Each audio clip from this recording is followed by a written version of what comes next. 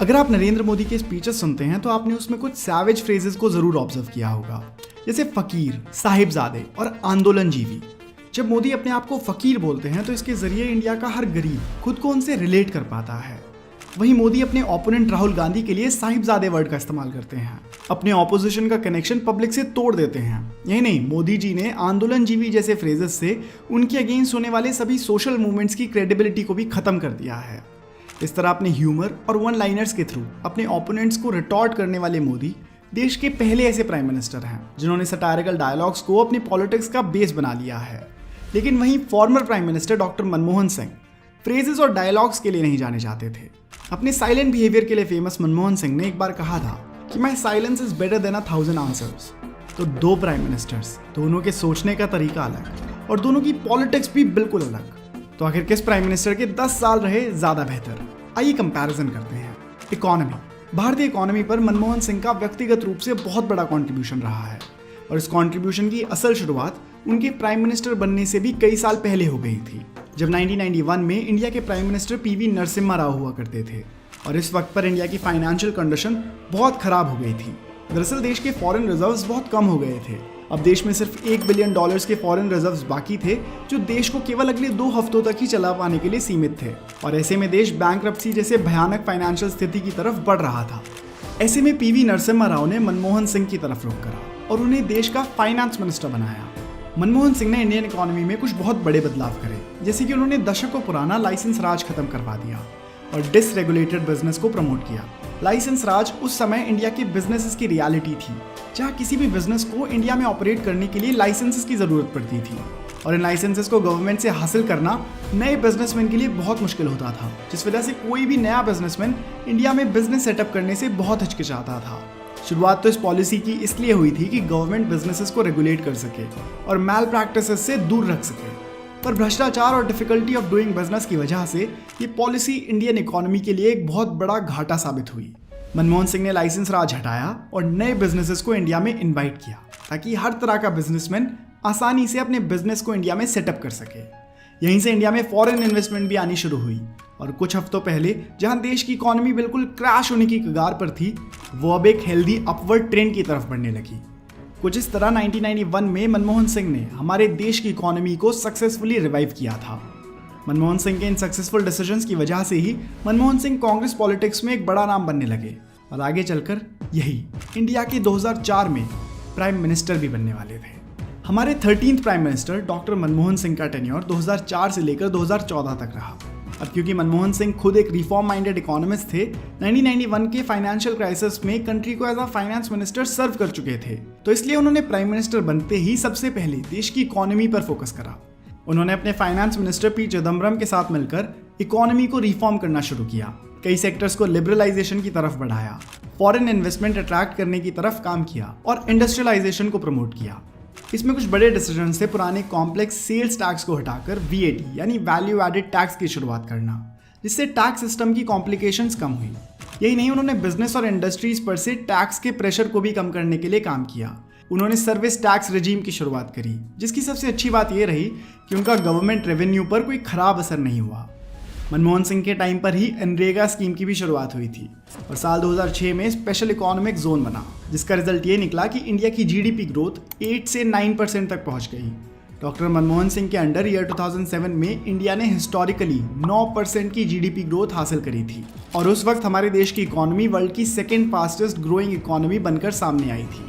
वहीं मनमोहन सिंह ने अपने टर्म में राइट टू इन्फॉर्मेशन यानी RTI एक्ट की भी शुरुआत करी, जिससे हमारे देश में करप्शन कम हुआ और ट्रांसपेरेंसी बढ़ गई।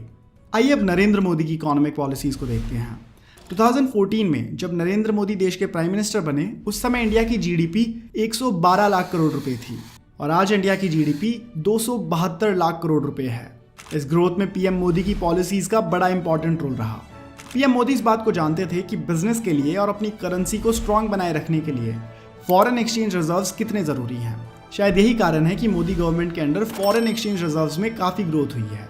वहीं दूसरी तरफ मेक इन इंडिया के अंडर 2022 से 2023 के बीच 36 लाख करोड़ से ऊपर का सामान इंडिया ने बाहर एक्सपोर्ट किया है और अब तो एप्पल ने भी अपने आईफोन्स इंडिया में बनाने शुरू कर दिए हैं। यह इंडियन इकोनॉमी के लिए बहुत बड़ी बात है कि अब इंटरनेशनल कंपनीज अपनी मैन्युफैक्चरिंग के लिए इंडिया को चुन रही हैं। आज इंडिया दुनिया की 5th लार्जेस्ट इकोनॉमी है और पीएम मोदी ने 2025 तक इंडिया की जीडीपी को $5 ट्रिलियन तक पहुंचाने का दावा किया है।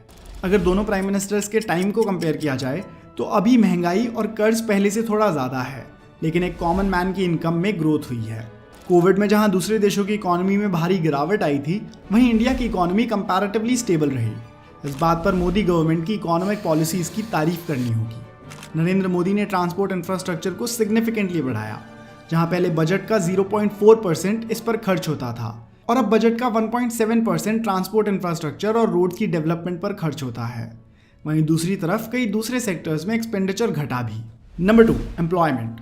इकोनॉमी के बाद किसी भी गवर्नमेंट के लिए एम्प्लॉयमेंट सबसे बड़ा चैलेंज होता है और दोनों प्राइम मिनिस्टर्स को अपने अपने टाइम पर काफ़ी ज़्यादा हाई अनएम्प्लॉयमेंट रेट्स का सामना करना पड़ा।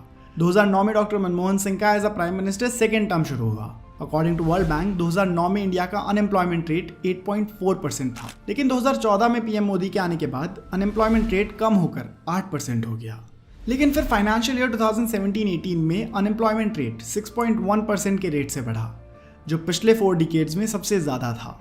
Centre for monitoring of Indian economy यानी CMIE के अकॉर्डिंग करंटली इंडिया में अनएम्प्लॉयमेंट रेट 8.5% है। अब इसका मतलब ये हुआ कि इंडिया में अनएम्प्लॉयमेंट रेट लगातार बढ़ ही रहा है, जो कि हमारे देश के वर्किंग सेक्टर के लिए बहुत ही कंसर्निंग स्टैटिस्टिक है। इसकी एक बड़ी वजह पॉपुलेशन भी है। ऐसा नहीं है कि मनमोहन सिंह के टाइम पर बेरोजगारी और महंगाई नहीं थी, उस समय भी पिछले ईयर्स के अकॉर्डिंग ज़्यादा महंगाई थी।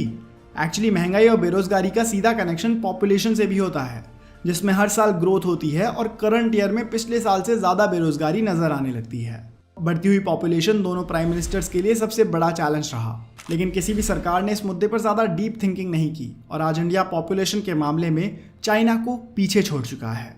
एम्प्लॉयमेंट डॉक्टर मनमोहन सिंह के टाइम पर भी बहुत बड़ा चैलेंज था और आज नरेंद्र मोदी के लिए भी बहुत बड़ा चैलेंज है। लेकिन अब ये जान लेते हैं कि इन सब चैलेंजेस के बीच किसके टाइम पीरियड में सबसे ज़्यादा जॉब ग्रोथ हुई। अगर जॉब ग्रोथ की बात की जाए तो 2015-16 के बीच पीएम मोदी के अंडर जॉब सेक्टर में कुछ ज़्यादा खास ग्रोथ नहीं हुई, लेकिन साल 2017 में इसमें 4% की ग्रोथ हुई और साल 2018 में ये घटकर 3% पर आ गई। अगर पीएम मोदी के अब तक के टाइम पीरियड को देखें तो जॉब सेक्टर में एवरेज प्रोग्रेस 2% के आसपास हुई है। वहीं डॉक्टर मनमोहन सिंह के टाइम पर साल 2006 से 9 तक एवरेज जॉब ग्रोथ 3.5% थी। वहीं 2010 से 2014 के बीच एवरेज जॉब ग्रोथ 2.6% रही थी। Number 3, agriculture. एग्रीकल्चर को किसी भी देश का बैकबोन माना जाता है, इसलिए दोनों गवर्नमेंट्स ने एग्रीकल्चर के सेक्टर में खूब काम किया। जैसे डॉक्टर मनमोहन सिंह ने पावर में आने के साथ ही सबसे पहले फार्मर्स लोन माफ़ किए और फूड सिक्योरिटी बिल भी लेकर आए। हंगर, माल न्यूट्रिशन और फूड इनसिक्योरिटी जैसे चैलेंजेस को देखते हुए तब की गवर्नमेंट ने कदम उठाए थे। फूड सिक्योरिटी बिल के थ्रू सरकार का मेन एम देश की 2/3 पॉपुलेशन को सस्ते में अनाज प्रोवाइड करना था। इस योजना के तहत देश के 65% लोगों को फ़ायदा मिला और रूरल एरियाज़ की 75% पॉपुलेशन को इस बिल से फ़ायदा हुआ। वहीं अगर अर्बन एरियाज़ की बात करें तो फूड सिक्योरिटी बिल के ज़रिए 50% लोगों को फूड सिक्योरिटी प्रोवाइड की गई थी। वहीं अब अगर मोदी गवर्नमेंट की बात कर ली जाए तो एग्रीकल्चर के फील्ड में मोदी गवर्नमेंट ने भी बड़े काम किए हैं, जैसे solar panel scheme, milk production में ग्रोथ, ब्लू रेवोल्यूशन और स्वीट रेवोल्यूशन की शुरुआत। पीएम मोदी के अंडर 2022 और 23 के एग्रीकल्चरल बजट में 5.6 गुना वृद्धि हुई थी। इसके अलावा मोदी गवर्नमेंट 3 नए फार्मर लॉज भी लेकर आई थी, जिनमें पहला प्रमोशन एंड फैसिलिटेशन बिल 2020 था, जिसके अकॉर्डिंग फार्मर्स बिना किसी रोक टोक के कहीं भी अपनी फसल बेच सकते थे। दूसरे एग्रीकल्चरल लॉ के अनुसार खराब फसल की भरपाई फार्मर्स को नहीं करनी पड़ती और वहीं तीसरे फार्म लॉ में स्टॉक लिमिट हटाने की बात की गई थी, लेकिन एक लंबे फार्मर प्रोटेस्ट के बाद इस बिल को वापस ले लिया गया। तो देखा जाए तो नरेंद्र मोदी फार्मर्स को अपनी पॉलिसी से सेटिस्फाई नहीं कर पाए। Number 4, foreign policy. किसी भी कंट्री की फॉरेन पॉलिसी मुख्य रूप से कुछ प्रिंसिपल्स, इंटरेस्ट और ऑब्जेक्टिव्स का समूह होती है, जिसके थ्रू कोई भी कंट्री दूसरी कंट्री के साथ रिलेशन स्टैब्लिश करके अपने प्रिंसिपल्स फुलफिल करती है। 2009 से 2014 तक डॉक्टर मनमोहन सिंह की फॉरेन पॉलिसी कुछ खास नहीं रही। उनकी फॉरेन पॉलिसी प्रैक्टिकल से ज़्यादा थ्योरेटिकल रही। उन्होंने दूसरे देशों से रिलेशन स्टैब्लिश करने में ज़्यादा इंटरेस्ट भी नहीं दिखाया। वहीं दूसरी तरफ पीएम मोदी के अंडर भारत की फॉरेन पॉलिसी में बहुत बड़ी ग्रोथ हुई है। मोदी गवर्नमेंट ने प्रैक्टिकल फॉरेन पॉलिसी को बढ़ावा दिया। पीएम मोदी ने विदेशों में कुछ ऐसी छाप छोड़ी कि आज दुनिया भारत को गंभीरता से देखती है। शायद यही कारण है कि आज नरेंद्र मोदी को एक ग्लोबल लीडर के रूप में देखा जाता है। इसमें कोई शक नहीं है कि अमेरिका, चाइना, रशिया और इजराइल जैसे देशों में भी अब भारत ने अपना डिप्लोमेसी और प्रैक्टिकल पॉलिसी का दम दिखाया है। मनमोहन सिंह की सरकार की तुलना में पीएम मोदी के अंडर इंडिया की फॉरेन पॉलिसी बहुत स्ट्रांग हुई है। इस बात का एक सबूत ये भी है कि इंटरनेशनली भी इंडिया और कनाडा एक दूसरे के खिलाफ खड़े हैं, जहां कनाडा जैसी फर्स्ट वर्ल्ड कंट्री को इंडिया के सामने मुंह की खानी पड़ रही है। आपकी इंडिया की फॉरेन पॉलिसी के ऊपर क्या ओपिनियन है, हमें कमेंट्स में ज़रूर बताइएगा। Number 5, other policies. अब दोनों प्राइम मिनिस्टर्स की ओवरऑल पॉलिसीज़ की बात कर लेते हैं। दोस्तों, मोदी गवर्नमेंट जब से आई है तब से एंटी नेशनल फोर्सेस के खिलाफ कड़े कदम उठाए जा रहे हैं। आज देश में आतंकवादी हमले पहले से कम होते हैं, बॉर्डर पर पहले से कम टेंशन्स हैं और कश्मीर में आज पहले से ज़्यादा शांति है। इस बात पर मोदी गवर्नमेंट ने पिछली सरकार से अच्छा काम किया है। लेकिन वहीं दूसरी तरफ मणिपुर का मुद्दा अभी तक रिजॉल्व नहीं हुआ है। वहीं दूसरी तरफ मनमोहन सिंह गवर्नमेंट ने इंडिया के कॉमन मैन की लाइफ की इंप्रूवमेंट में ज़्यादा काम किया। उनके द्वारा लाई गई पॉलिसी जैसे MNREGA, right to education, right to information, direct benefit scheme और फूड सिक्योरिटी जैसे पॉलिसीज़। वहीं आज मोदी सरकार भी उज्ज्वल योजना, सुकन्या समृद्धि योजना, जनधन योजना, स्वच्छ भारत अभियान और आयुष्मान भारत के तहत कॉमन मैन की लाइफ की इंप्रूवमेंट में काम कर रही है। अब एक बार ओवरऑल ग्रोथ पर नज़र डाल लेते हैं। आखिर आज और आज से 10 साल पहले में क्या अंतर है। दोस्तों, 2013 में भारत में 22 बिलियन का फॉरेन डायरेक्ट इन्वेस्टमेंट आया था, जो 2023 में बढ़कर 46 बिलियन हो चुका है। पहले भारत में म्यूचुअल फंड इन्वेस्टमेंट 100 बिलियन के करीब होती थी, जो अब बढ़कर 500 बिलियन हो चुकी है। पहले 4100 किलोमीटर की रेलवे लाइन्स इलेक्ट्रीफाइड थी, वहीं आज वो 28,000 किलोमीटर की हो गई हैं। पहले कॉर्पोरेट टैक्स रेट 33% था, जो अब सिर्फ 20% है।